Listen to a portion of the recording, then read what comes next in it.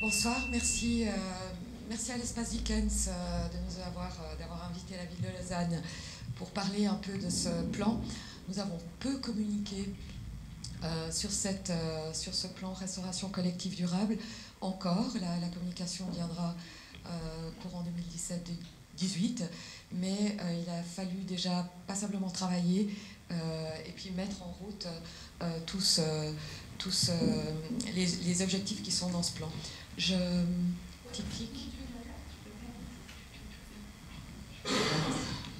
Voilà, alors j'ai plaisir à vous présenter ce plan. On va regarder quelques éléments contextuels et puis ensuite, très très concrètement, qu'est-ce qu'on fait avec des objectifs, des mesures, des chiffres qui seront bientôt communiqués. Et puis, ce qui est évidemment aussi intéressant, c'est quelles sont les contraintes, les difficultés que nous rencontrons, le bonheur que nous avons à faire tout ça, mais voilà, c'est pas toujours très fluide, comme vous pouvez vous en douter. Alors la première, peut-être le premier élément que je souhaitais mettre en exergue, c'est la stratégie développement durable de la ville de Lausanne 2015-2019 qui a été adoptée par le conseil communal en 2016. Et puis je voulais juste, évidemment on ne va pas le regarder, mais je voulais juste souligner ici que la thématique de l'alimentation est présente en tant que telle. On voit très bien, c'est en orange, mais elle est là. La thématique de l'alimentation donc est une thématique qui fait appel à beaucoup d'enjeux et à un intérêt politique et à un intérêt de la population qui est assez marqué. Voilà, juste avant de rentrer dans des éléments contextuels un peu plus précis, quand on parle d'alimentation, c'est tellement vaste et il me semble quand même intéressant parce que quand on dit on fait ça, c'est voir souvent les choses, le verre à moitié vide, et de dire oui, mais vous ne faites pas ceci et cela. Alors c'est pour ça qu'au bout d'un moment, ça m'intéressait quand même de montrer un petit peu ces périmètres d'action.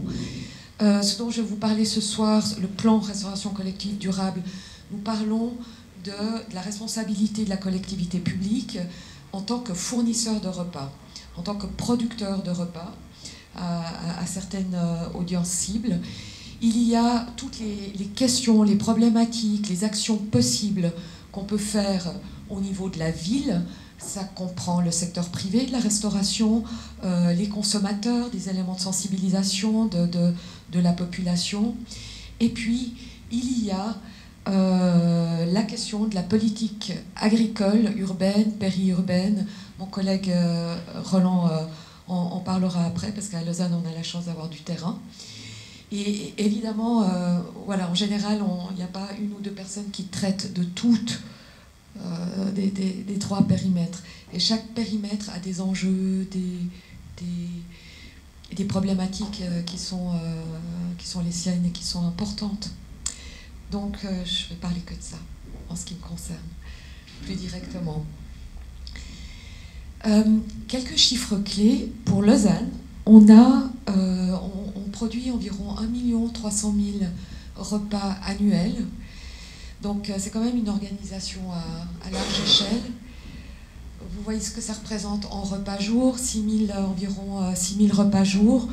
Nous avons 37 producteurs de repas, 42 sites de production. Site de production veut dire cuisine, avec des équipes de cuisiniers et collaborateurs. Et nous desservons 160 sites de consommation. Les réfectoires, les cantines pour les enfants, les cantines professionnelles, etc. Voilà, ça c'est un peu le montage historique à Lausanne, mais ça instaure, ces chiffres montrent en termes de logistique et d'organisation, on est déjà dans un niveau de complexité qui est pas mal. Les audiences, la production de repas concerne, c'est 1 300 000 annuels, concerne essentiellement la catégorie enfants, de 4 mois, donc ça part des crèches, écoles enfantines, les écoles primaires, jusqu'au réfectoire, c'est-à-dire environ 8 ans, non, je dis des bêtises, 12 ans. Et ensuite, c'est se faire de compétences cantonales. Nous avons des domaines à la montagne, pour les camps, pour les enfants. Nous avons des cafétérias professionnelles que nous fournissons en repas, donc pour l'administration, et même un restaurant public lié au service du travail, qui s'appelle Au goût du jour et qui est du côté, au bout du Flon, du côté de Sévelin. Voilà. Alors, peut-être avant de rentrer dans le vif du plan, juste la démarche, comment est-ce qu'elle s'est initiée. Il y a un avant-après, c'est pas aussi, bien sûr, aussi net, mais avant 2014, il y a de toute façon une sensibilité sur les questions de durabilité qui est bien ancrée à Lausanne, on le sait, mais en termes de restauration, il n'y avait pas d'agenda politique statué, des initiatives dispersées, liées en général aux personnes, aux cuisiniers, aux directeurs de structures. Donc des initiatives existantes très intéressantes, allant dans le bon sens, mais non systématisées. En 2014, il y a eu une décision politique avec l'adoption du préavis, voilà, 2014-36, dont nous avons raccourci le titre, parce que c'est un long titre, mais qui a statué sur une volonté, sur une vision, un objectif sur la politique alimentaire pour la ville de Lausanne, d'où est issu le plan dont je vais vous parler. Voilà, donc à partir de là, après l'adoption de ce plan, c'est monté une équipe de projet. On peut passer, Anna, si tu veux. Une équipe de projet avec une gouvernance, et puis, je ne vais pas commenter plus en détail ce slide, mais toute une structure de projet. Et nous arrivons, à... Tu peux sans autre les dérouler. À 3 phases de ce projet, qui est sur une première phase avec des projets plus court terme, notamment avec un pilote qui dure maintenant depuis 2 ans pour les APEMS, pour les petits déjeuners et les goûters, en approvisionnement de proximité. Nous avons développé un projet à l'interne pour développer les apéritifs et les réceptions durables au sein de l'administration, et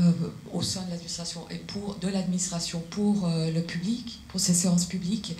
Et puis un projet, ça a l'air de rien, mais la publication des menus, des centaines de menus hebdomadaires sur ces 160 sites de production, où les parents peuvent consulter maintenant online les menus qui sont servis à leurs enfants, ce qui n'était pas encore le cas avant. Voilà, maintenant c'est fait. Le plan RCD dont on va parler est ici. Je vais passer parce qu'on va voir élément par élément.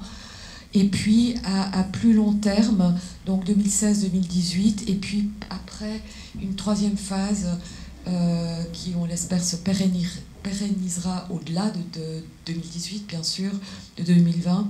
C'est la consolidation des objectifs, c'est l'affinement, c'est l'amélioration continue, c'est le développement de filières d'approvisionnement, etc.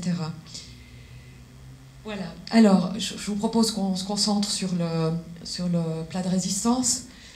Et puis, voilà le programme. Donc, le plan restauration collective durable se déroule en 5 objectifs. Les 2 premiers objectifs, produits de proximité et label, vous avez les objectifs chiffrés qu'on souhaiterait, je dis bien au conditionnel parce qu'on n'est pas en bout, qu'on souhaiterait atteindre donc 70%, donc ça concerne la politique d'achat, 70% d'achats de proximité, on verra la définition après.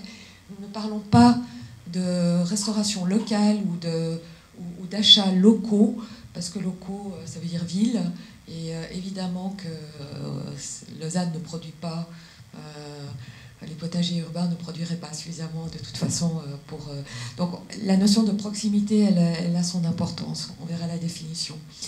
L'autre élément dans cette politique d'achat, c'est atteindre, si possible, 30% de produits labellisés, notamment ici pour ce dont nous ne serions pas producteurs, c'est-à-dire les denrées sèches, les pâtes, le riz, les produits coloniaux, les produits de pêche. On n'est pas un grand pays producteur de poissons. On souhaite donner un message clair pour orienter sur des achats qui respectent des modes de production plus responsables. Le troisième indicateur, c'est la performance économique. On en parle peu, mais c'est quand même un point qui est crucial, bien évidemment. Il y a des budgets qui sont alloués. Les budgets sont serrés, et ils ne sont pas indéfiniment extensibles non plus. Comment fait-on pour améliorer, pour soutenir une politique économique de proximité avec des achats labellisés? On se doute que ça peut être parfois un petit peu plus cher, donc tout en essayant de garder un équilibre budgétaire avec les montants qui sont alloués, avec lesquels on doit travailler. C'est un challenge et je pense que c'est vraiment pas une question à éluder, c'est pas une question d'idéologie, il faut être très pragmatique et se dire voilà, comment est-ce qu'on peut faire mieux dans cette tendance tout en intégrant ce critère qui est bien évidemment central. Les deux derniers indicateurs et objectifs sont eux liés, sont qualitatifs, ils sont liés à la qualité nutritionnelle des repas. Est-ce que c'est bon? Alors au sens gustatif, ça serait un gros débat, on ne va pas rentrer là-dedans, mais en tout cas, est-ce que c'est sain? On espère faire bon et sain. Ici, évidemment, c'est la question on adresse, et c'est inévitable dans la responsabilité des collectivités publiques, toutes les questions de santé publique liées à l'obésité, aux allergies, etc. Donc, la question de la qualité nutritionnelle, la qualité de ce qu'on fournit est également centrale aujourd'hui. L'objectif ici, c'est d'atteindre une conformité la meilleure possible avec les standards de la SSN, la Société Suisse de Nutrition, et puis une journée hebdomadaire sans viande, sans poisson, random, qui tourne. Hein, c'est pas tous les mercredis ou tous les vendredis, mais c'est un jour de la semaine, et ce de manière systématique. C'est une mesure qui était déjà assez ancrée dans les cantines lausannoises, mais là on s'est assuré qu'elle soit vraiment systématisée. Ça a l'air de rien, mais beaucoup de villes nous envient cela, parce qu'encore dans beaucoup de villes ça fait débat, notamment à Genève, où il y a des associations et des groupes qui se battent pour essayer de convaincre d'introduire une petite journée sans viande, sans poisson, et voilà, il y a des enjeux, ça ne fait pas toujours l'unanimité. Alors, concrètement, tout ça a démarré d'abord sur une déclaration d'engagement. Nous avons souhaité que les directeurs de structures s'engagent formellement dans ces objectifs. Ils sont portés à 2 ans. Donc nous avons, on va dire, les 2/3 des cuisines, des sites de production qui jouent le jeu. J'ai peut-être oublié de dire quelque chose d'important, c'est nous avons à Lausanne un double système de production. Un système en cuisine, ce qu'on appelle la gestion directe. Ce sont des cuisines qui appartiennent à la ville, avec du personnel qui est salarié par la ville. On a cette chance-là, il y a, je crois, 15 cuisines. Et puis, mais ça ne permet pas de produire ces 1 300 000 repas annuels. Donc, une partie de la production est sous contrat, qu'on nomme la gestion concédée. Et nous avons donc des partenaires professionnels, on ne va pas les citer, mais voilà, qui desservent les entreprises, les hôpitaux, les EMS, les cantines scolaires, etc. Donc nous fonctionnons sur un double. Quand on dit, j'ai parfois entendu que Lausanne ne fonctionnait qu'avec la gestion concédée, c'est faux. Il y a 14-15 cuisines en propre, donc on fonctionne également en gestion directe. Voilà, alors, que veut dire proximité? C'est 70% de proximité. C'est un objectif qui est très, très ambitieux, surtout en hiver, où on sait qu'on a, voilà, on produit moins de choses, il y a moins de diversité. C'est compliqué pour les cuisiniers de faire des choses à la fois variées et de proximité. Donc voilà, nous n'imposons pas de manière péremptoire la saisonnalité. On la défend, on la promeut, mais du coup la question de la saisonnalité peut se mettre, tout cuisinier vous le dira, en conflit évidemment avec la question de la diversité des menus. Et voilà, et ça, je pense que c'est bien de l'entendre aussi. 7-7, c'est 70 km autour de Lausanne, cette notion de proximité. Donc vous voyez qu'on tire un cercle en excluant les zones frontalières, notamment du bout du lac, parce que les 70 km dépassent, ou bien du bout du lac en face. On exclut les zones frontalières. Donc, est dit de proximité, tout ce qui est en production, donc origine des produits, dans ce rayon de 70 km. Et je dis bien origine de production des produits ou d'élevage, et pas les éléments de transformation ou de localisation des fournisseurs. C'est pas parce que mon fournisseur est au Mont-sur-Lausanne que j'achète de proximité. Parce que ce que me vend mon fournisseur qui est au Mont-sur-Lausanne, voilà, ces tomates ne viennent pas nécessairement du Mont-sur-Lausanne, peut-être d'Espagne ou de France, etc. Donc, la définition ici, elle est vraiment très, très... elle n'est pas contraignante, mais elle est claire.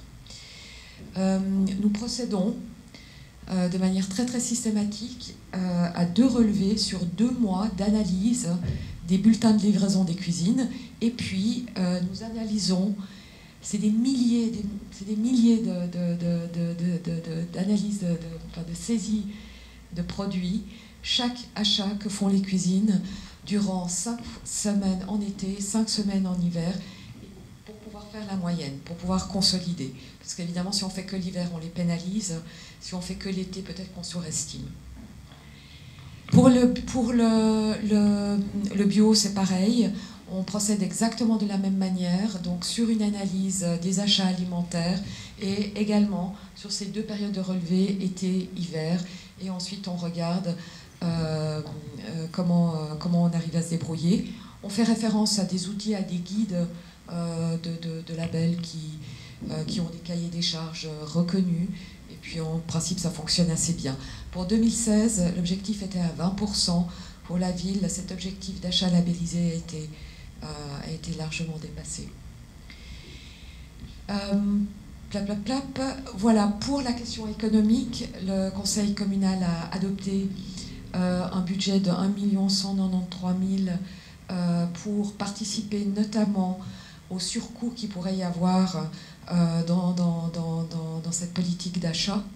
C'est donc 25 centimes par repas, par place inscrite que les structures touchent pour essayer d'accompagner ce plan. Et ce, durant 3 ans. Ce montant est prélevé sur le FDD, le fonds communal, on a cette chance-là, le fonds communal pour le développement durable. Et voilà, indication importante, 3 ans. Et après, bien sûr, il faudra regarder, est-ce que ça fonctionne? Est-ce que cette somme est suffisante ou pas? Sous-estimée, surestimée? Et ensuite, le politique se déterminera pour la suite. Les derniers éléments donc, de qualité nutritionnelle, nous travaillons avec, pour les structures qui sont labellisées fourchette verte, elles continuent ce sont les analyses fourchette verte qui qui font foi. Et puis nous avons développé un outil qui s'appelle Nutri-Menu Lausanne. Je suis aussi très heureuse d'annoncer ou de rappeler, c'était au mois de février, qui est cette approche Nutri-Menu Lausanne qu'on a développée pour ce plan, a gagné le Grand Prix suisse du réseau Citizen at Work et pour la promotion de l'alimentation, de la santé dans les entreprises. Voilà, ça nous a encouragés à poursuivre nos efforts. Et donc l'objectif ici est d'être attentif justement à l'équilibre nutritionnel des repas servis. Là aussi, les résultats sont assez encourageants aujourd'hui dans le niveau de qualité qu'on produit. Et finalement, eh bien là, c'est bingo parce qu'on a 100% de réussite. Cette journée fonctionne bien. Les cuisiniers jouent bien le jeu, les enfants, les adultes. Et on est vraiment ravis de constater qu'elle n'a pas fait de grands débats, qu'elle est vraiment entrée dans les mœurs. Qu'elle, voilà, ça n'a pas créé d'inhibition particulière chez le consommateur. On peut rappeler que c'est une mesure qui bénéficie à la fois à l'environnement et à la fois à l'économie, parce que oui, ce qui coûte le plus cher dans les denrées, ce sont les produits carnés. Non, vous n'êtes pas d'accord? Et ouais, tout coûte cher en Suisse aussi par ailleurs, mais voilà, donc c'est une mesure vraiment qui fait le consensus. Et on va terminer avec on ne travaille pas que sur les politiques d'achat, sur les questions de qualité nutritionnelle. Nous avons monté une formation pour les cuisiniers, pour les accompagner, pour parler avec eux des enjeux de durabilité dans l'alimentation. Il ne suffit pas de poser juste des objectifs comme ça, puis dire allez, c'est pas compliqué, vous allez y arriver. Et ça a été vraiment très très intéressant, ces journées de formation sur la filière, sur les filières d'approvisionnement. Voilà, ça a posé plein de questions, plein de problématiques sur lesquelles on a pu échanger.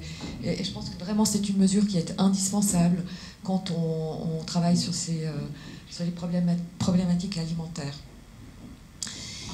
Nous avons par ailleurs aussi un dialogue, de nombreuses rencontres avec les fournisseurs, avec des distributeurs, avec des grossistes, des gros, des petits, des moyens. Ce sont des acteurs dans la chaîne de la production alimentaire qui, on le sait, sont incontournables. La problématique de la traçabilité, elle se concentre notamment beaucoup ici. Vous lisez une étiquette, bon, il y a tout l'aspect législatif qui oblige ou non à un certain degré d'information. Mais sur les grossistes, enfin, on brasse de tels volumes qu'il n'est pas si évident que ça aujourd'hui de dire d'où vient la patate, la pomme de terre, la carotte, la volaille, et c'est encore moins évident avec la viande. Donc, c'est bien de se dire, est-ce qu'on a une politique d'achat qui est en cohérence avec la volonté politique et puis les objectifs qu'on s'est fixés. Mais en fait, sur le terrain, ces acteurs-là, il y a un très très grand travail d'étiquetage, voilà. Donc il y a des logistiques derrière au niveau de la distribution et des fournisseurs qui est vraiment qui est non négligeable. Donc c'est un dialogue aussi qui est très intéressant pour faire bouger un peu les pratiques et qui est très très enrichissant. Voilà, c'est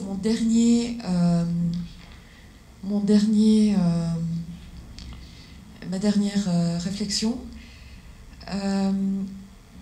Peut-être la plus intéressante, probablement. Ça fait 2 ans qu'on travaille dessus. On a réalisé la première année vraiment de déroulement et d'implémentation concrète, pratique.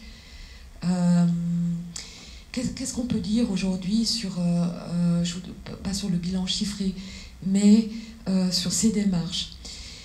La première, bon, je parle pour Lausanne, ben, selon la configuration dans laquelle on est, pour des entreprises ou pour des collectivités,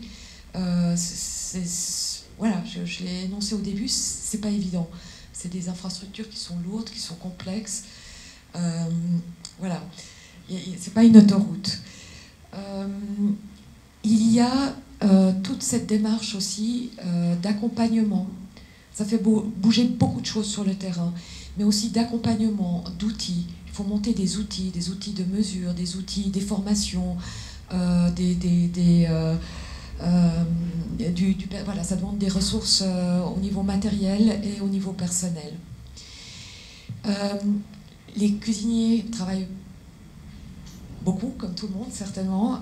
C'est la charge aussi qu'on met, c'est une réorientation souvent pour eux, chez eux, dans leur cahier des charges. On leur dit non, tu fais plus comme avant, maintenant tu sais, tu vas faire, essaye de faire comme ça. Voilà, donc il faut ça, en fait, ça chahute un peu leur pratique professionnelle. Acheter moins acheter, mais faire plus maison, reprospecter des nouveaux fournisseurs, tout ça c'est du travail. Donc on doit être attentif aussi à voilà, cette charge de travail pour eux, parce que ça prend du temps. Et puis, mon collègue en parlera, puis peut-être que vous avez... ça c'est très intéressant finalement, c'est en amont. La question de savoir si on va réussir, par exemple, l'objectif de 70% de proximité, qui est extrêmement ambitieux, très ambitieux, vraiment. Nous, ce que nous remarquons, c'est vraiment en amont, est-ce que l'offre est prête sur le terrain? Et on se rend compte que la demande aujourd'hui, chez les consommateurs, mais pas seulement les collectivités publiques, des gros acteurs qui consomment beaucoup, qui sont des gros acheteurs, mais au niveau de la consommation privée également. Voilà, il y a une lame de fond, il y a des attentes, il y a un intérêt pour les achats de proxy, dits plus locaux, etc. Mais est-ce que sur le terrain, l'offre est-elle suffisamment prête, organisée? Eh bien, on constate que c'est pas si simple. Et il y a encore une certaine immaturité des filières d'approvisionnement en termes de coopérative, en termes d'organisation des producteurs sur le terrain pour pouvoir offrir les volumes dont on a besoin. Et ça, là aussi, on pense, c'est normal, ça va prendre un certain temps, mais ici, il y a une très, très, très grosse question en termes d'organisation de l'offre agricole.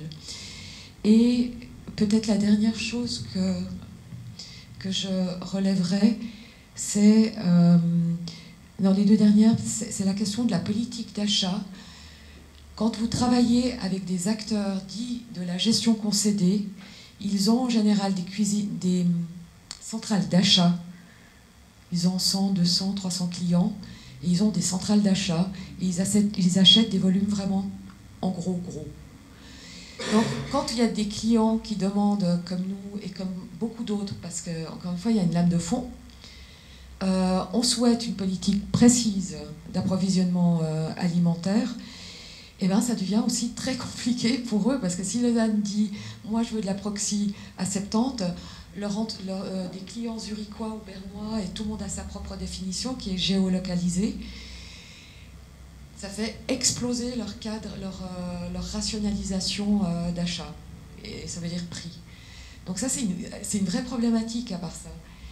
Et puis, la question à laquelle nous serons aptes à répondre à la fin 2017 de cette année, puisque nous arriverons au bout de l'exercice, est-ce que ça coûte plus cher, tout ça, ou pas ?